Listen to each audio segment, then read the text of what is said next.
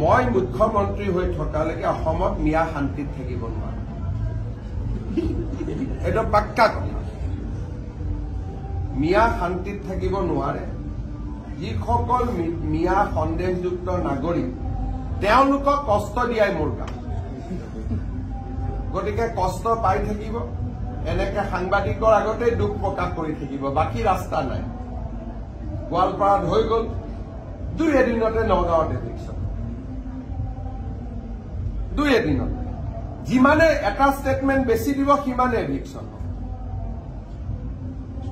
আমাৰ বিৰুদ্ধে নকলে শান্তিত থাকিলে বেলেগ কথা সন্দেহযুক্ত মিয়াৰ কোনো শান্তি নাই অসমত মই মুখ্যমন্ত্ৰী থাকালৈকে মোৰ ঘৰত আহিলেও শান্তি নাই জুবিনৰ সমাধিত গলেও শান্তি নাই গৌৰৱ গগৈৰ মিটিঙত গলেও শান্তি নাই ৰকিবুল হুছেইনৰ মিটিঙত গলেও শান্তি নাই মুঠতে মিয়াৰ শান্তি নহব মিয়াৰ শান্তি পোৱাৰ এটাই ৰাস্তা মোক মুখ্যমন্ত্ৰী থাকিব লাগিব হ'ব সন্দেহযুক্ত মিয়াসকললৈকে মোৰ এইটো বাণী স্যাৰ বিহাৰত অসমৰ যিটো মডেল চলিল চৰকাৰ সেইটো আজি মই বিহাৰত গৈছিলো সকলোৱে মোক ধন্যবাদ জনাইছে যে অসমৰ আঁচনিৰে বিহাৰত আমি ৰূপায়ণ কৰিছিলো বিহাৰৰ মহিলাসকলে খুব ভাল পাইছে অসমৰ অৰুণোদয় ছত্তীশগড়ত চলি আছে কৰ্ণাটকত চলি আছে পশ্চিমবংগত চলি আছে মহাৰাষ্ট্ৰত চলি আছে মধ্যপ্ৰদেশত চলি আছে অসমৰ পৰা এই আঁচনিবোৰ আমিয়ে গৈ প্ৰেজেণ্টেশ্যন দিছিলো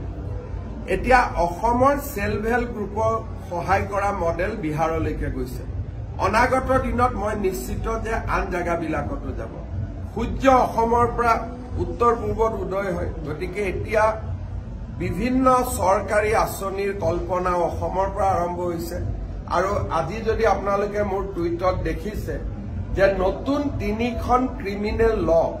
ইমপ্লিমেণ্টেশ্যনৰ কৰাৰ ক্ষেত্ৰতো অসম প্ৰথম হৈছে দেশৰ ভিতৰতে আগতে অসমৰ নাম কবাত আছিল খালি মোৰ এটাই দুখ য'ত অসম যদি কবাত ফেইল কৰে বৰ ডাঙৰ কৰি নিউজ হয়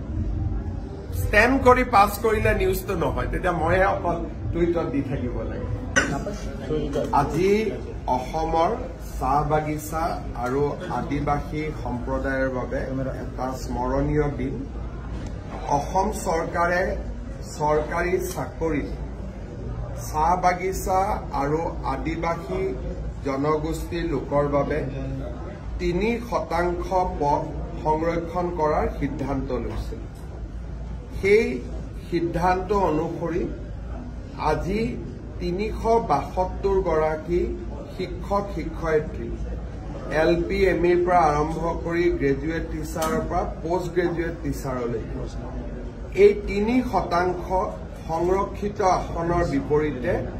নিযুক্তি পত্ৰ পাবলৈ সক্ষম হ'ল 200 বছৰৰ পুৰণি অসমৰ অন্যতম এটা জনগোষ্ঠীৰ প্ৰগতি আৰু উত্থানত আমাৰ চৰকাৰে লোৱা নিৰন্তৰ প্ৰয়াসৰ ই আন এক সফলতা আজিৰ দিনটোত 372 গৰাকী শিক্ষক শিক্ষয়িত্ৰীয়ে নিযুক্তি পাইছে চাহ বাগিচাৰ সংৰক্ষিত কোটাত আৰু ই সম্পূৰ্ণ মেধাৰ ভিত্তিত নিযুক্তি পাইছে মই শিক্ষা বিভাগক ধন্যবাদ জনাইছো মন্ত্ৰী ৰনোজ পেগুক ধন্যবাদ জনাইছো পৰৱৰ্তী সময়ত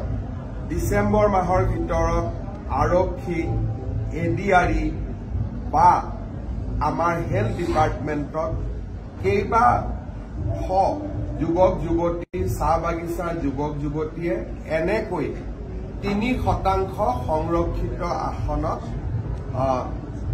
চাকৰি পাবলৈ সক্ষম হ'ব আৰু তেওঁলোককো আমি এনেকৈ আনুষ্ঠানিক সভাৰ জৰিয়তে নিযুক্তি পত্ৰ বিতৰণ কৰিম যাতে চাহ বাগিচা আৰু আদিবাসী জনগোষ্ঠীৰ মাজত এটা নতুন প্ৰেৰণাৰ সৃষ্টি হয় এই অনুষ্ঠানৰ লগতে সংগতি ৰাখি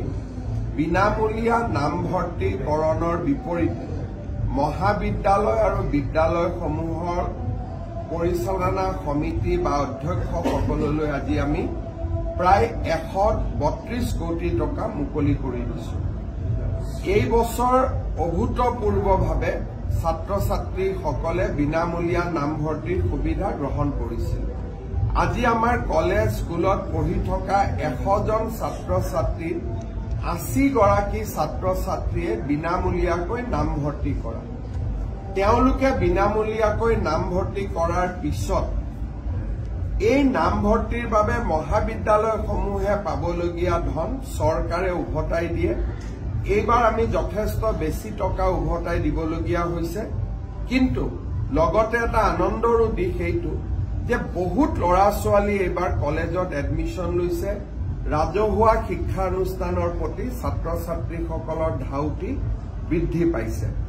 মই আশা কৰোঁ যে এই বিনামূলীয়া নামভৰ্তিয়ে ভৱিষ্যতলৈও আমাৰ দুখীয়া আৰু নিম্ন মধ্যবিত্ত সমাজখনক সহায় কৰি যাব।